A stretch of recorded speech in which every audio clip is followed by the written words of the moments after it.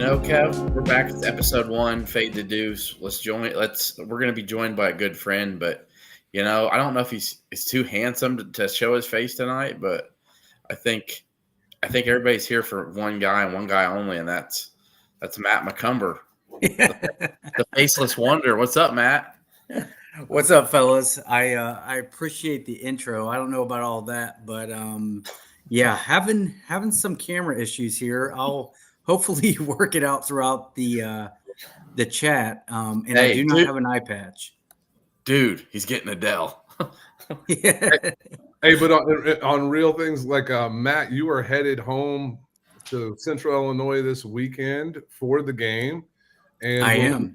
We'll be part of being honored as the Final Four team from 2005. You want to tell us a little bit about what's going on? Yeah, I'd love to.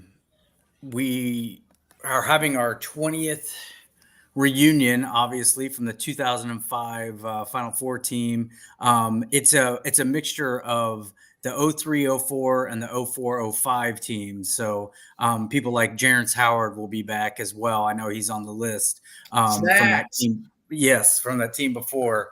But we're gonna, they're gonna celebrate us all week. We're gonna get announced at the football game. I know they're gonna be a part of the Illini walk right after the team into Memorial Stadium, and then they're gonna have some tailgating opportunities for us. And on Saturday, they've got a real nice, private program for us and luncheon in the athletic department. So that should be a lot of fun. We're gonna have open mic at the luncheon. So you'll have some guys get up there and tell some stories from the season, and I'm really looking forward to that. We do this, man. We do this. That's awesome. What are you most looking forward to? Jack Ingram or Nick Smith? Jack Ingram is on the list. Chainsaw is not. What? I know. I don't know. Darren's on the list, of course. James Augustine. So all those guys are planning to come back. Darren Williams, he was just like in Spain on Instagram like 2 days ago. He's been in Spain for the last week and a half, I want to say. I think he was in Mallorca. And so, how cool would that be, Matt? You could get him to come on and have fun with us once, huh? Okay. Yeah, I you never know. I'll see what I can do. Besides knocking people's heads off, I know he likes to gamble a little bit. Okay. Yeah. But yeah, I guess just seeing the guys again, you basically spent every single day with them for 4 years, 3 in some cases, 2 in the other. But we're at every practice, every game, and it's just. You hang out with those guys all the time. You have stories, and then everybody goes their separate ways, and you don't really, get to see them very often. So just kind of being back together as a group is going to be great. Any other student managers, guys you were like close with that are coming back? Yeah, you know what? My godson, Chet Bandy, was a student manager and my roommate. He was a year behind me. So he was a junior that year when I was a senior, the head manager. But I want to say, I looked at the list. I think there's like 9 or 10 of us coming back. So yeah, we have a really strong manager group that has gone on to do a lot of really good things, and it'll be good to see them too, obviously. Well, you need something positive to come for you, because I mopped your ass the last 2 years of Fade the Deuce. So let's please put up the records. We're going to, but we're not putting up the last 2 years records. We're starting fresh. So Matt, you got, it's season 3. You know what? You can't get any worse than the bottom. So that's right. You know what I'm saying? Like, if you're not first, you're last. So and I've been last. But anywho, let's get to it. We're gonna have a little less talking from me, maybe them too, about their explanations, but we're gonna jump into it. So the first game of this week that we're gonna cover on the first episode of season 3, Fade the Deuce, we're gonna go LSU at Clemson.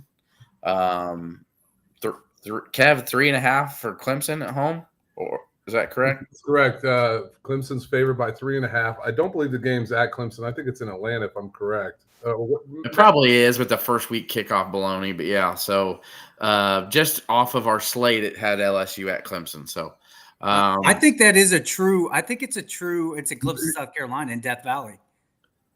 That's right. It is, because I was looking at these games earlier in the week, and it doesn't really change my opinion on this much. They're playing like these games are being played at true home road sites, much like Texas, Ohio State, which we'll get to a little bit later. In this one, Clemson is one of the returns some of the most production in the country. They return 16 starters, just like Illinois. They return most, if not all, of their offensive production. They returned Cade Klubnik, who was my dark horse to win the Heisman Trophy this year. One of the things that Dabo Swinney has done in his time at Clemson has been to keep players there and not really work in the portal, and he's got dinged for it the past couple of years. I think this is the year it comes into full force for him. I actually think Clemson is going to go into the college football playoff as the number 1 overall seed. I see them running the table on the season and going undefeated. I see them winning this game by a touchdown or more. I am not a believer in the full-fledged what LSU is, especially early on. They're playing in Death Valley. It's a really tough place to play. It's going to be a really loud environment. Give me the Orange Tigers minus the 3.5 and a touchdown win, kick their season off right. What's your thoughts, Matt? Man, I couldn't have said it any better. I think you ran down the list of everything I really had to say. You got 2 Heisman hopefuls at quarterback here with Nussmeier at LSU. But I go back to LSU. They've lost their last 5 season openers. And I think that trend is going to continue. I remember last year them opening in Vegas versus USC. And for the first 3 quarters, they just were a step behind. I don't know if it's a Brian Kelly thing or what, but I just don't like how they've come out. and of course, 5 straight season losses to open the year. And again, Death Valley. I don't love the half point. It actually opened at 2, and in some spots it's up to a 4.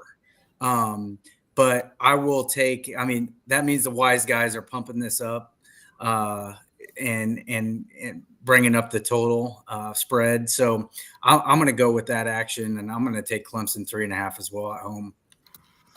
All right, so you guys are both rolling with the and great point about Dabo too. Real quick, he finally did get to the portal and get some guys, and that's exactly another reason why I'm doing what I'm doing. And you know what, though? As long as you pick exactly like Kevin, you can't lose. That's right. I think that's going to be my MO all year. Kev, you go first.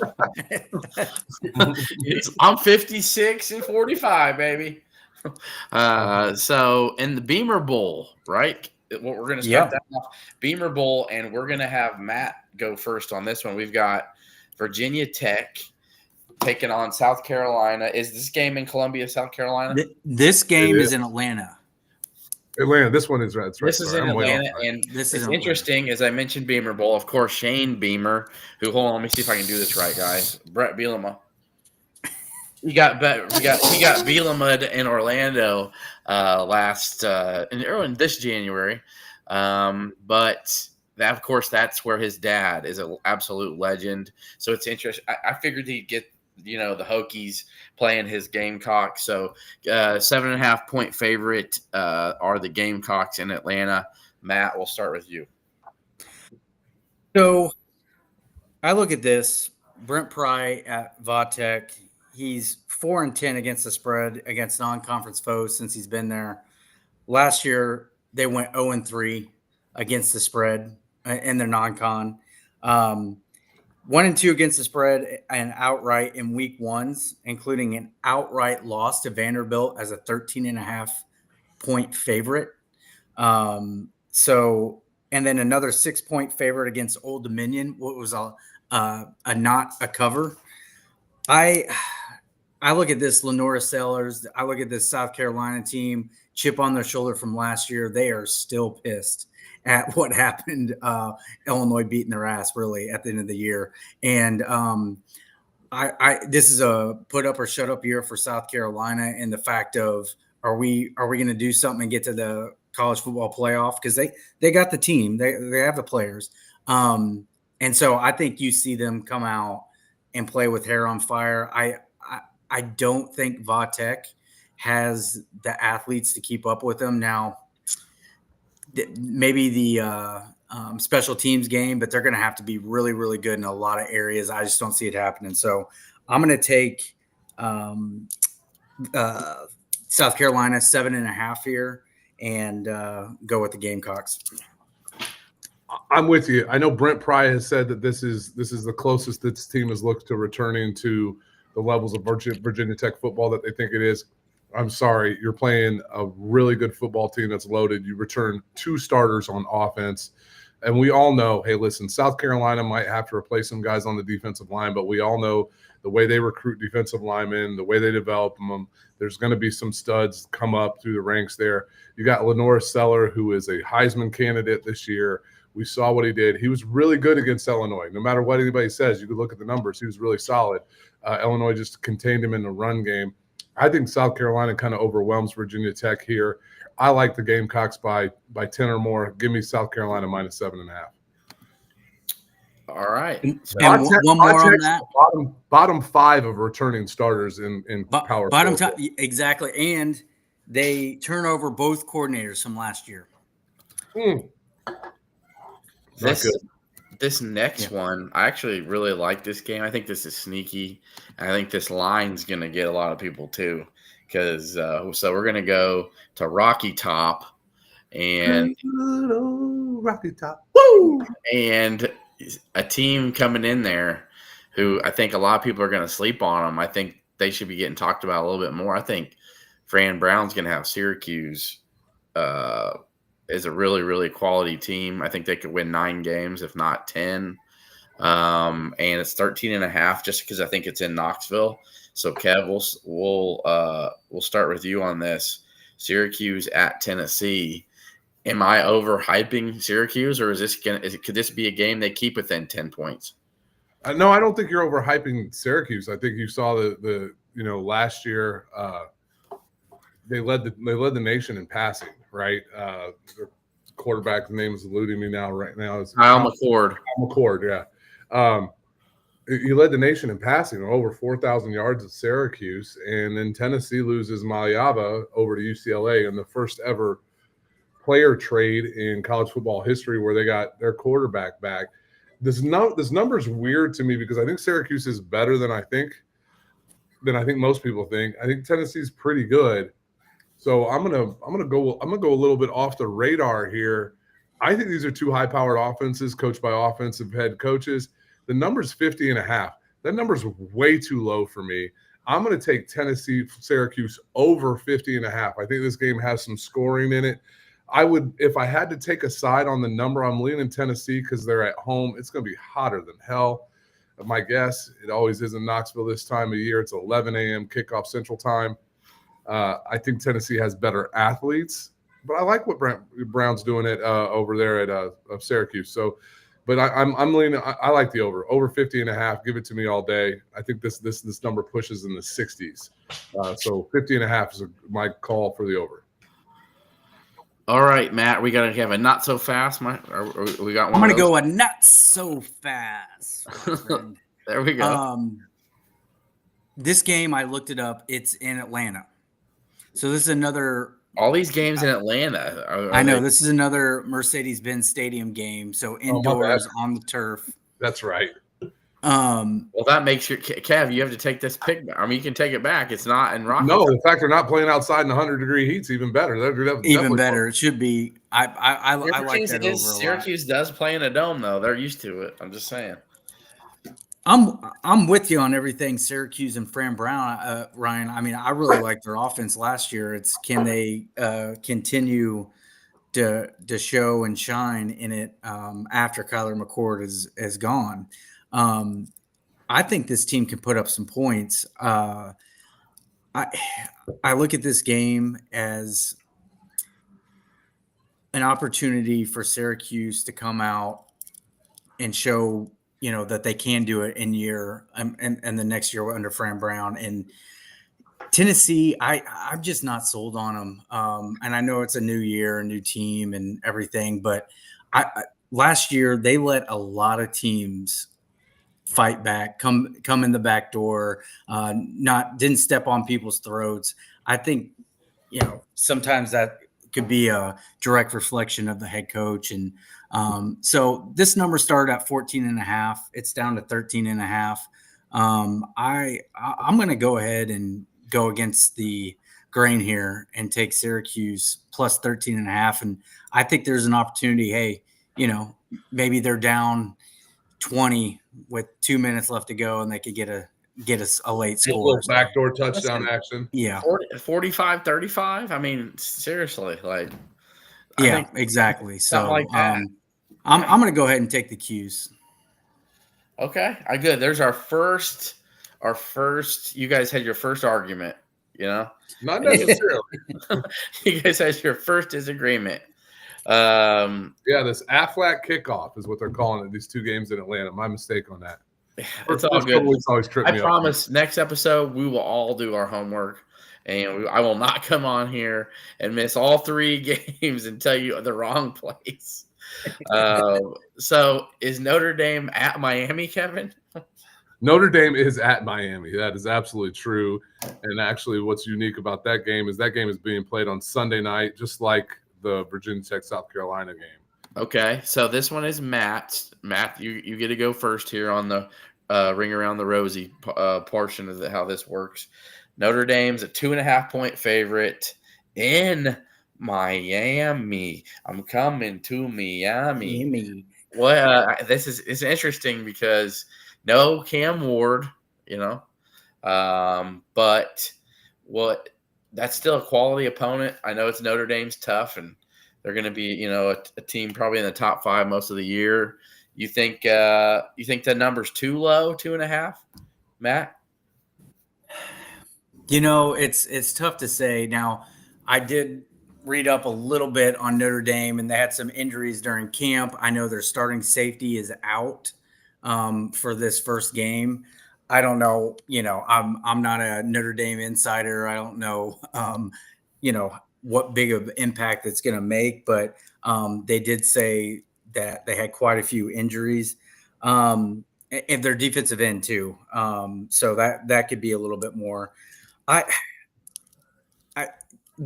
me, it's a toss-up. Notre Dame should win this game. I think they go there and try to, what was it, convicts versus Catholics, and I'm just going to, for the sake of it, Notre Dame should be the better team. Losing Cam Ward at quarterback for Miami, I mean, that's big shoes to fill. But I know I'm just not high on Carson Beck. I'm not he can go be with one of his girlfriends there, get his Lambo stolen. He's got more important NIL things to worry about, in my opinion. So I heard he's got no game actually with the ladies. If that was a rumor, it would not surprise me one bit. Yeah. I'm not a big Carson Beck fan. So maybe this is my heart reading into it, but I'm taking the Irish minus 2.5. Urbana. All right. So where's the game being played? Oh gosh, here we go. Hold on a second. Don't do it. Don't do it yet. Don't do it yet. The game is played in Miami. And who's the favorite? Notre Dame. And when's the game being played? I'm assuming prime time. Home dogs in prime time. Yes, sir. Give it to me. My first one of the year. I don't like doing this. I got Marcus Freeman and Mario Cristobal. That's a real easy choice for me. Marcus Freeman has blown out all expectations at Notre Dame. I was actually a little bit shocked when he got the job, even though I've always liked the guy. But he's done a wonderful job there.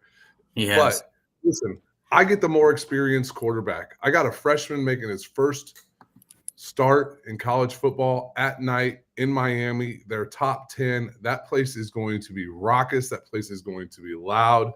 You got the injuries on the Notre Dame side. Notre Dame lost a couple offensive linemen in the transfer portal. Is really weird. One went to Nebraska, one went to Indiana. I hate this. I hated this game. I hated everything about it because I can't get a read on it because I don't understand where these teams are going to be. So I go back to my tried and true method in college football: home dog, prime time. Give it to me as almost a standalone game on Sunday night on Labor Day weekend. Give me the Canes plus 2.5. And you know what? We can't argue with the home dog in prime time. You live like it's obviously a man of God is not your gospel, but for this show it is, and it's led you to the promised land in your picks. I believe in it. I think college football it makes way more of a difference than saying the Bears being a dog on Monday night coming up this year. It's just way more way more influential, right? And I'm gonna be honest too, as we move to the next one, and so Kev, Matt, Kev leads off. Look at me doing math on the show. So this Texas OSU line is weird because you would think everybody and their mom is like Texas favorite, right? To win this. So they maybe have a Heisman Trophy front runner. They're loaded, their defense, right? They got a bunch of guys back. And then you're gonna say OSU, right? New quarterback, unproven quarterback, right? Yes, they've got great weapons around, but that's a big one, especially in your first start. And Ohio State's a 1.5-point favorite. I don't know, man. Tell me why that just isn't weird, Kevin. Because the game's in Columbus. Okay. I mean, that and ultimately is what it's coming down to. And you have a Ohio State team that we know is littered with talent. Both these teams are just littered with NFL talent across the board. So there's no doubt about that this number was going to be tight. I believe if this game was played in Texas, it's probably closer to 3 to 5. 3, yeah. And that's because you got a quarterback who's actually made a start in college football. Ohio State turns over a lot of their defensive line. Where's that? What's that going to result in? Are they going to be able to get pressure on Arch Manning? But at the same time, Texas returns one offensive line starter. So I'm going to lean here on a number that I think is really outrageous with this one, to be honest with you, looking at it. That doesn't make a lot of sense to me, and I don't think it's early enough for Vegas to trip us up. The number opened at 50.5. I don't think it gets anywhere near it. It's 47.5. I'm going to go with the under here. This has got 21-17, 17-14 written all over it.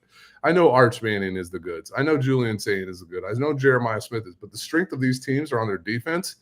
The weaknesses on these teams are revamping offensive lines for both of them. So give me some defensive ball here. And I think that this game stays on the under 47.5 in this one because it's really hard for me to predict this one. If you told me to go to the bank with who wins this game, I'm going Ohio State. I'm taking a money line. I wouldn't be surprised if it's 17-16, something crazy like that. But 47.5 is too high. I saw some predictions out there that people were throwing around 31-24. Unless there's defensive or special team scores, I don't see that happening. But give me the under 47.5. Yeah, I was gonna go that route too because I'm with you. No, I'm gonna take a side here, and I'm gonna take the Texas Longhorns because 1, I live in Texas, and 2, I believe. No, I'm just kidding. Right. I believe their defense is better than Ohio State's defense. I know they're both very good, but I'm going to take the better defense here, and I'm going to take.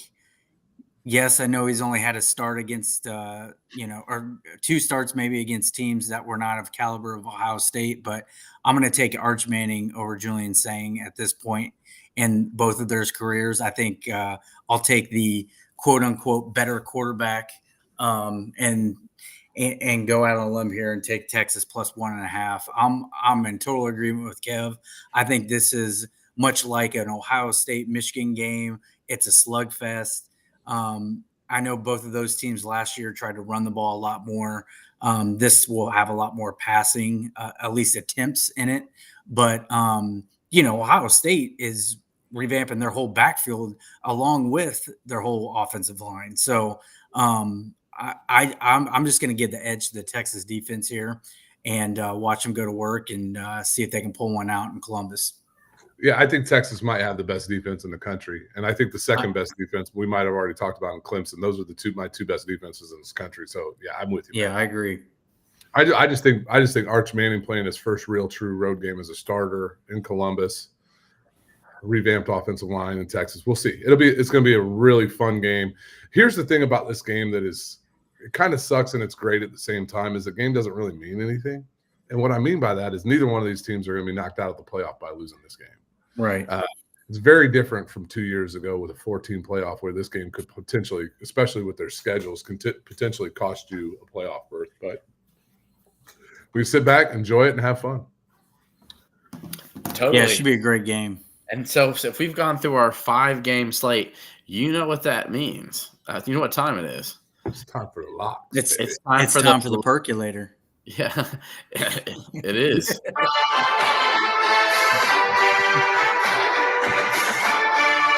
And that also means it's time to not listen to what Matt says. No. So seriously, if Matt locks it, you know where to go. That was last year. That was last year. You can change that though, Matt. So we're going to start with you, lock of the week time, and I want you boys to know I'm the only pick I'm making only of each week is my lock. I'm going to have a lock. I've got one. I've scoured. I've been looking lines, some fun ones. I'm usually going to do a tricky one that maybe people aren't looking at. So we're going to start with you, Matt. Go for it. Your lock of week 1. Man, I've been going back and forth on this a little bit, but I'm going to go to a place I know oh so well, Manhattan, Kansas. Oh, the Wildcats. Ooh, probably a little angry. Coming off a little angry. I'm not going to go spread, though. They're playing University of North Dakota. The over-under is 55.5 here, and I'm going to take the under. And I'm going to do that because the Wildcats, yes, they'll be pissed off. Yes, their defense will be pissed off. And they just spent a whole week in Ireland, had to travel back, had to prepare. And I think the offense comes out a little sluggish. They didn't look great last Saturday. I know it was raining a little bit, but I like it. I mean, 55 points for me with this offense and how their starting running back also got hurt in that game, Dylan Edwards, and is not available this week. I don't think the game is in jeopardy by any means, but 55.5. I think this will, especially in the second quarter, hey, we're just trying to get a win and get out of here, especially after the week they just had in Ireland. So give me the under 55.5, Kansas State, North Dakota. Right on. I like it. The Ireland aspect of that changes a lot. The number's 47.5 in Iowa State for South Dakota, by the way. If people are so inclined, that number I think is 15.5 for Iowa State. Yeah, I'm with you, Matt. That's really tough on those teams. They really should get a bye week after it. I can't believe they didn't. Yeah, we actually should stop playing football outside of North America for the NFL and college football, but that's just another story. I think they should get rid of Thursday night football too in the NFL. That's just my feeling. There's been a lot of games that have caught my attention this week going into it. I really like Ohio getting 15.5 at Rutgers. That's a really good Ohio football team. Rutgers doesn't really pound people like that. Buffalo getting 17.5 at Minnesota is intriguing. Nebraska over 52.5 against Cincinnati is really calling my attention. But I got to stick with what works for me. And I'm going to stay in home dogs in prime time. And I'm going to kick everybody's college football week off right because it starts tomorrow night at 5:30 our time. Might be even 4:30 our time. Boise State, yeah, it's 4:30 our time. Boise State travels to South Florida tomorrow. South Florida is catching 5.5. I liked it a lot better at 6.5. It's been bet down to 5.5. It's a pretty good South Florida team. Alex Willett is getting a lot of talent down there. Where is Boise's identity?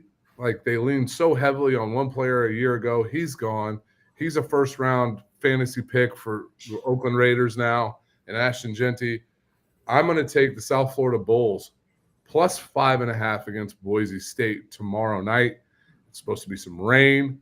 I think those college students are going to pack that place. They're really excited to have fun with it in Tampa, South Florida, plus 5.5 for the lock of the week. Okay. Mine, you know what? I'm going to stick. I'm glad you didn't say who I'm going to say because you talked Buffalo, you talked the MAC team. Well, there is a MAC team that I'm going to pick. Toledo Rockets. Yeah, I like that one. 9.5-point underdogs at Kentucky. Okay. Kentucky, while SEC is not where you're saying right now, but they're just a formidable, offense in particular. Jason Candle has a very good program.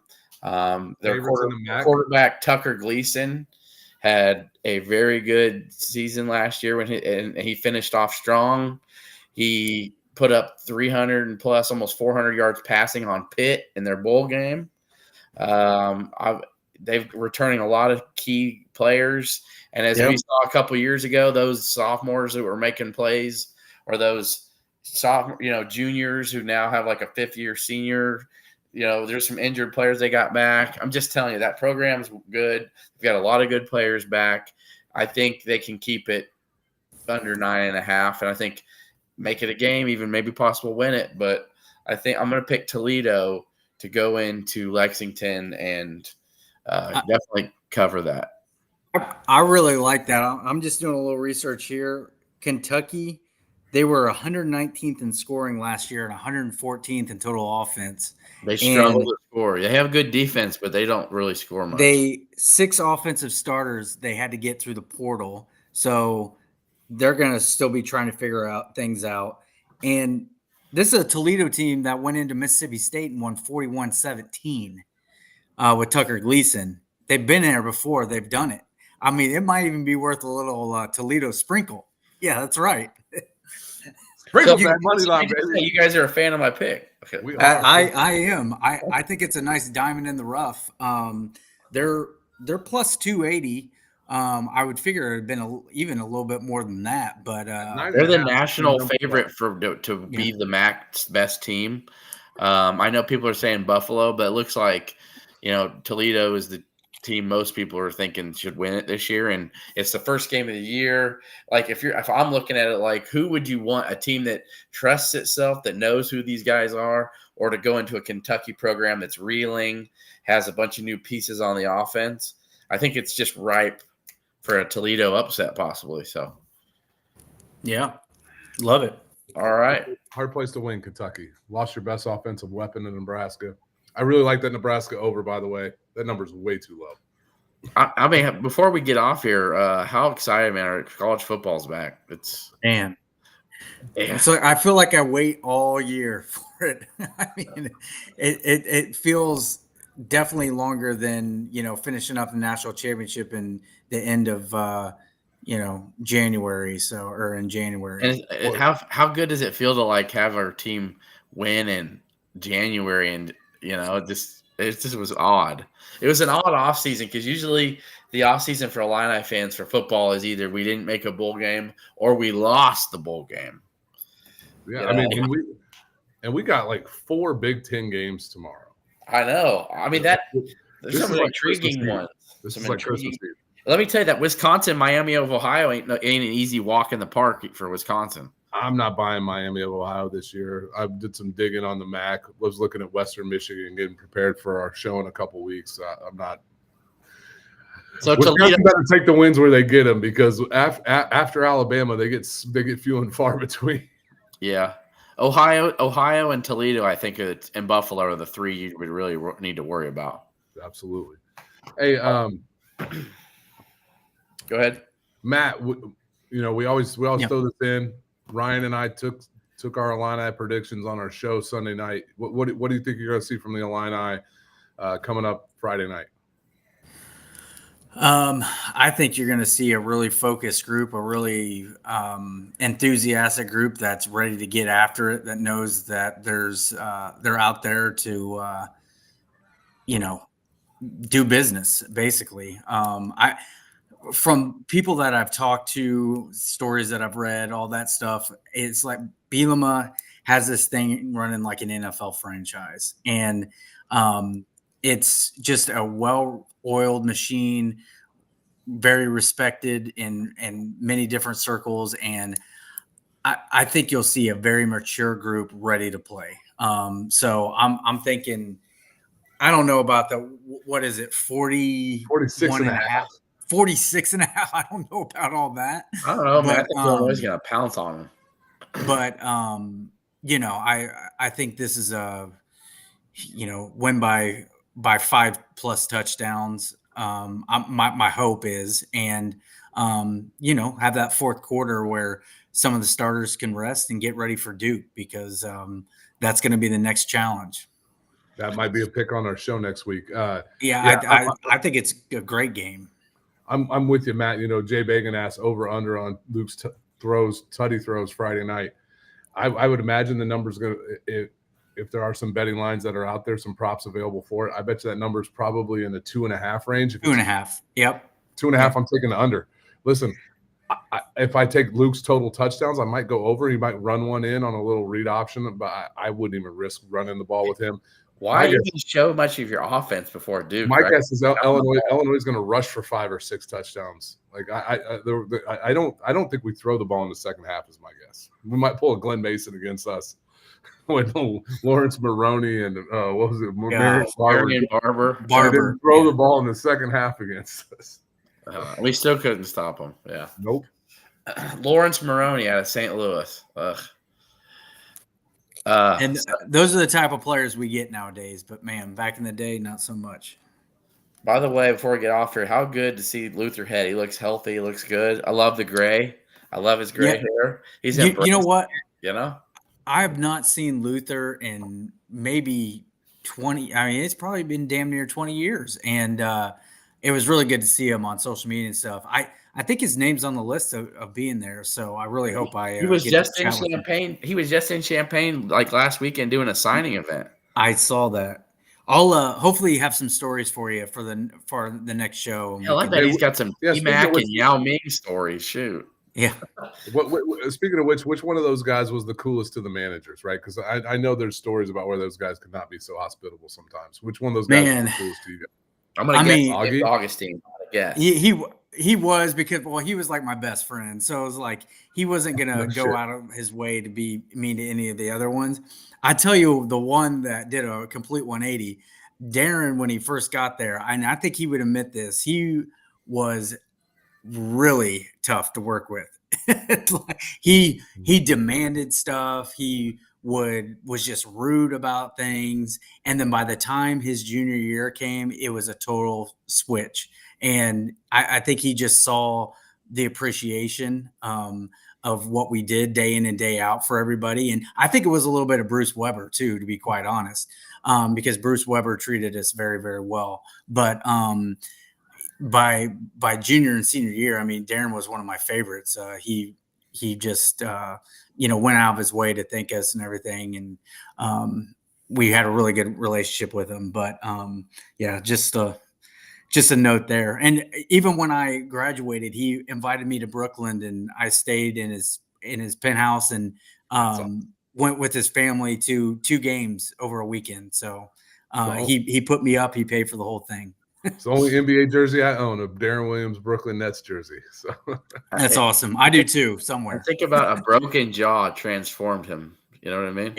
It changed the course, I think, of his career, because there's no guarantees he was just going to be in great shape or be better all of a sudden. Then all of a sudden it was forced to drink out of a straw or eat out of a straw, lose weight quicker. Yeah. It's just wild too, just little things like that. And I mean, Matt, you know better than me. You were probably making his smoothies, you know? Back then, we didn't even have really a nutritionist like they do now. Fletch makes all that stuff for him. And we kind of had to piecemeal it all together, but it definitely is different times than 20 years ago. And I imagine you've got the chance to meet Underwood before, correct? I have, and I mean, I coached against him when I was at Kansas State. That's right, twice.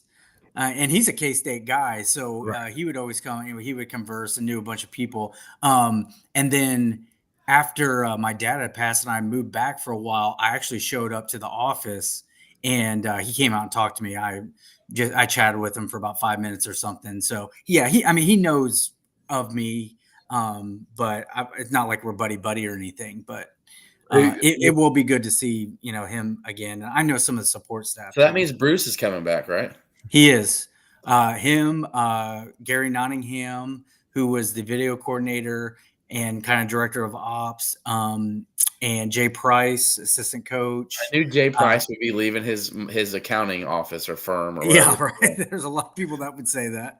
I met Jay Price on a flight. That guy was so nice to me. Such a cool guy. Yeah, no, he's. What about Rob Judson? Was he part of the program? No, he was just when Coach Self left. Judd left. Judd got the Northern Illinois job because he just retired too. I think he did last year at Illinois State. Yeah. Well, I think one of the things for any of the Illinois fans who might still be listening, or hopefully they're rushing to the window to take my picks, not yours, Matt. It's fair. It's fair. No, but I could say this. I've had the pleasure of meeting Brad Underwood, and you got this guy that can be so intense and fiery on the sidelines. Man, the guy's oozes charisma. I mean, he just is he makes you feel like you're the most important person in the world when you're talking to him, and you see why he can recruit well. He's got that. I ran into him and Whitman it was on First Street before an Illinois football game, before they're playing Nebraska a few years ago. And the guy was just so relaxed and easy and fun to talk to, man. It just seemed like a great guy. He is as close as Bill Self, when I worked for Coach Self for 2 years, as you're going to get. I believe that. And as far as the charisma goes and walk into a room and kind of owning it, I would definitely agree with that. One little tidbit as we say goodbye and appreciate everybody watching. How cool is it to have Kevin Kruger on the staff now? I love it. I think it's a really nice added bonus. But and he knows the game. His dad. Yeah. I mean, I loved Lon. I got to be honest. So I was a little boy, younger than you guys, when great family by a few years. But I just remember Lon coming and just loving how the Illini played when he was there, and I was heartbroken when he took the Hawks job. Yeah. Oh, me too. Little did I know what we were getting with Bill Self, but I just remember going, Lon's leaving, and seeing. Because Kevin went to Centennial and played there at Champion. Absolutely. Yeah. My buddy Todd Adams had to guard him, and Todd's got some great stories about guarding him, Matt. That's great. I'd love to hear it. His wife is from Champaign. Right? He met her when he was in high school. And yeah. Well, I'll tell you this about Lon Kruger's name in Oklahoma City. I mean, around the Norman campus. I mean, that guy walks on water according to those people because of the kindness and the gentleman that he was. I mean, oh man, they adore him, and I get mad at Self for going to Kansas, but you can kind of get it. You absolutely get it for taking an NBA job and the amount of money differential that there was between college and pro at the time. So you can't be mad at Lon for that. Right. And it's kind of wild, too. If you look at a lot of these schools, there's a lot of schools out there whose history of former coaches is not great. But besides John Gross, who I like as a person, and I think coach too. I mean, he's really well in the back. A really, really good coach. You see, but if you look at the pipeline of Lou Henson, right, Lon Kruger, Bill Self, Bruce Weber, and now it's transitioned into Brad Underwood, it's pretty good. Hey, you go back even to Gene Bartow. I mean, he's got an arena named after him at UAB. I mean, yeah, right on. Yep. Did he UCLA too, right? Yeah, and UCLA. That's right. He was not too far after John Wooden. Yeah. Kevin, I think Kevin, your wife has taken over as Nathan Durst. I know. And Nate's giving me a jab. That's my dude, man. Miss seeing Nate. I'm no longer in the mortgage industry, so I miss seeing my guy. But it's all good.